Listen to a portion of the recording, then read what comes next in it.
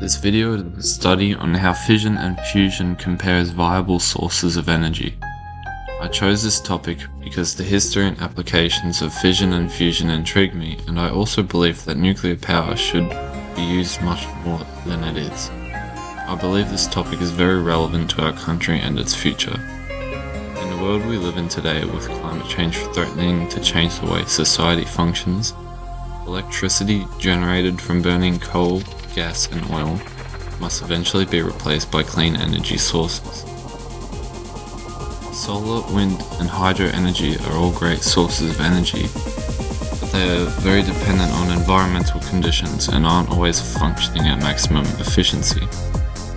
There are two energy producing methods that should be considered for their incredible capacity to generate electricity from small amounts of fuel. Fission and fusion each have their own distinct advantages and disadvantages. It needs to be ascertained which is more viable as an energy source for society, particularly for Australia. Fission is used all around the world today, although not as much as it perhaps should be, and fusion is still being developed and in the future will emerge as a great source of energy. I'll talk about how they work, their waste, safety, history and public opinion. From this task, I've learned how extraordinary fusion as a future source of energy is, and how the full potential of fission energy is not being utilised in many countries, including Australia. I feel that this topic is very crucial to society and everyone should be knowledgeable about it. Energy is the ability to do work, and there are many forms of energy. Nuclear energy is energy released from nuclei in atoms, either through fission or fusion. Fission uses heavier elements as they are more fissionable. Fission is a process where one nucleus separates into two or more nuclei, and other particles, including neutrons, alpha and beta particles, and gamma rays, begins when the nucleus of an element is bombarded with protons or neutrons, subsequently releasing large amounts of heat and radiation. In nuclear energy facilities, this process occurs in a reactor, where the generated heat is used to boil water, create steam, and spin turbines, which produces electricity. Uranium and plutonium are used for fission energy mainly. Most nuclear fission is dependent on slow neutrons, which help to sustain chain reactions, since fast neutrons aren't able to be absorbed by nuclei. Fast neutrons can be used to transform uranium-238 into fissile plutonium-239. Fusion is a process where two nuclei collide to form a larger nucleus. When two light nuclei combine to form a single heavier nucleus, energy is released. Light elements are used as a fuel for fusion as they are more fusible. A possible fuel combination for fusion is deuterium and tritium, which produces a neutron and a helium nucleus, releasing large amounts of energy. In nuclear energy facilities, temperatures over 100 million degrees and intense pressure are required to achieve fusion, and the plasma must be held long enough for a net power gain. Fission and fusion both have various uses that can greatly benefit society, and more uses are always being developed. The process of fission produces a highly radioactive byproduct. Used up fuel such as uranium is very hazardous and requires correct handling and remote shielding. Fission waste can last for thousands of years. This sort of waste also produces fatal radiation doses in short periods of direct exposure. If fission waste isn't disposed of correctly, it can greatly harm the environment and humans. The cost of constructing a large storage facility is high, ranging from $16 to $24 billion. But in Australia, for example, nuclear waste can easily be buried in the arid regions of the country, away from population centres, in concrete and lead containers. Fusion, on the other hand, does not produce long-lasting, highly radioactive waste like fission does. The waste created by fusion process is not hazardous and is very short-lived. Fission reactors typically use uranium-235 as fuel, as it's the only naturally occurring readily fissile isotope, though plutonium can also be used. A uranium pellet the size of your finger can produce as much energy as 1 ton of coal.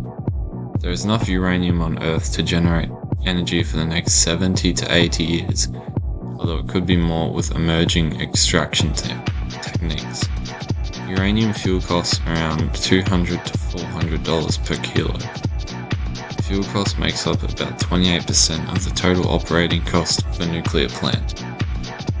And since uranium is a mined ore, its extraction can disrupt habitats, contaminate water, and damage heritage sites. Though you must keep in mind that Australia is very rich in uranium, and it's very easily accessible and cheap. Deuterium and tritium, both isotopes of hydrogen, which is the most abundant element in the universe, are promising fuels for future fusion energy production. As long as humans are alive, we can count on never running out of hydrogen. Fusion fuel is plentiful and easy to access, and could be cheaply extracted from seawater or fusion reactions with lithium. Albert Einstein theorized the principle of mass-energy equivalence, which is how an object's energy can be estimated via its mass, or rather how the mass of any object can be equated to energy using the famous equation E = mc squared.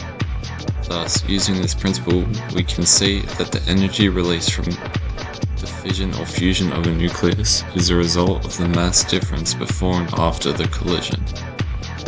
Using a binding energy curve, we can examine how very light and very heavy elements have quite low binding energy per nucleon, whilst medium-sized elements have the highest binding energy per nucleon. Compared to fission, the products of fusion are closer to the peak of the curve, meaning that fusion creates more energy per reaction. Since fusion power generation is an emerging technology, the costs aren't certain. Conceptually, a fusion power plant producing 1 gigawatt of power would cost $2.7 billion, whilst a coal plant producing the same amount would cost $2.8 billion. To this day, fusion is yet to generate electricity and serve a use beneficial for society. Electricity generation is expected by experts to be possible by the second half of this century. So in terms of viability in the world today, fusion is obsolete. But since we will eventually be capable of producing electricity via fusion, then its viability should be compared to fission today. There are over 130 operating or planned fusion reactors around the world today, according to the Atomic Energy Agency. The largest fusion reactor in the world is the ITER, $28 billion reactor in France, but it won't actually begin operating until 2039. Around the world, fission demonstrates itself as an excellent source of energy. According to the World Nuclear Foundation, there are about 440 reactors operating in 32 different countries. The US has the most nuclear reactors, at 94, which produces about 19% of the country's total electricity. The US is followed by France, China, Russia, South Korea, India, Canada, Ukraine, Britain, and Japan. Nuclear energy was banned in Australia in 1998 due to apparent environmental concerns. There was less than 10 minutes of debate on the matter in Parliament. More than once, fission has displayed itself as a dangerous process which has led to a very critical public opinion of the energy source. The first major nuclear disaster occurred in 1979 at the 3 Mile Island nuclear plant due to a cooling malfunction. The danger of radiation in the surrounding area was minimal and no one was injured. In comparison, the worst nuclear disaster occurred later in 1986 at the Chernobyl nuclear plant as a result of flawed reactor design and poorly trained workers. 30 operators and firemen were killed, many dying excruciating deaths, whilst even more perished decades later due to the contraction of cancer from radiation exposure.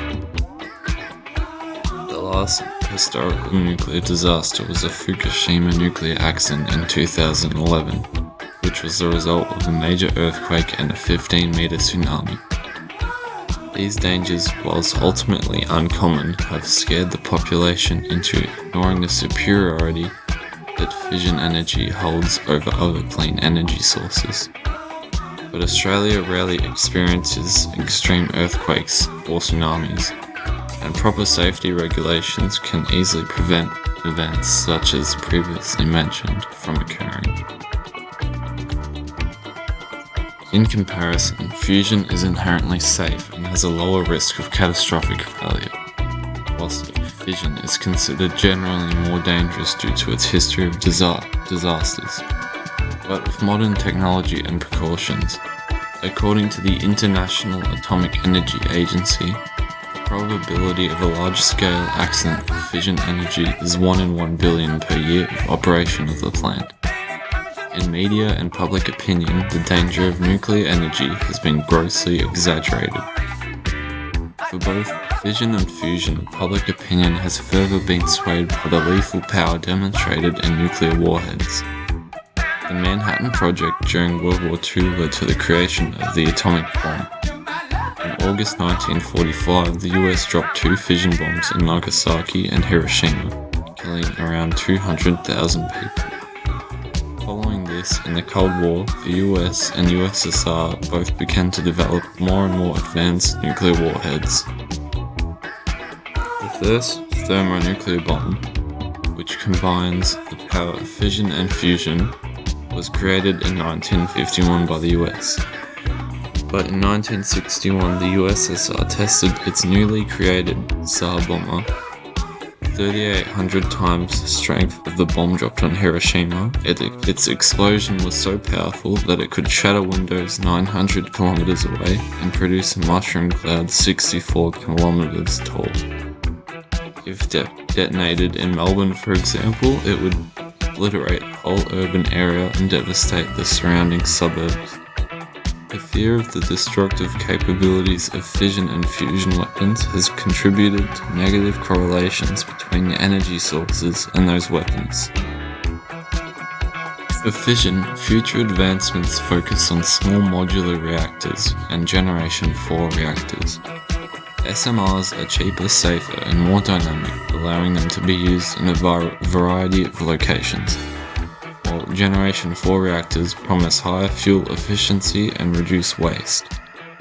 Over the next 20 years, SMRs might become more widely adopted, improving public perception of nuclear energy. For fusion, research is progressing rapidly with projects like ITER aiming to achieve practical energy generation by 2039. New developments such as magnetic and laser confinement are also being developed. If successful, fusion could revolutionize energy production by providing a practically limitless clean energy source, although commercial use will take more time. In conclusion, nuclear energy offers an effective solution to meet growing energy demands while addressing climate change. Fission is an effective source already in use today, but public concerns over waste and safety remain obstacles. Fusion, while still in development, holds huge potential as a long-term clean energy source. For Australia, adopting fission now could fill its energy gap and help meet reduced emission goals while supporting research into fission for the future. Fusion is not yet viable to produce energy, whilst fission is ready and waiting. The future is fusion, but today is fission.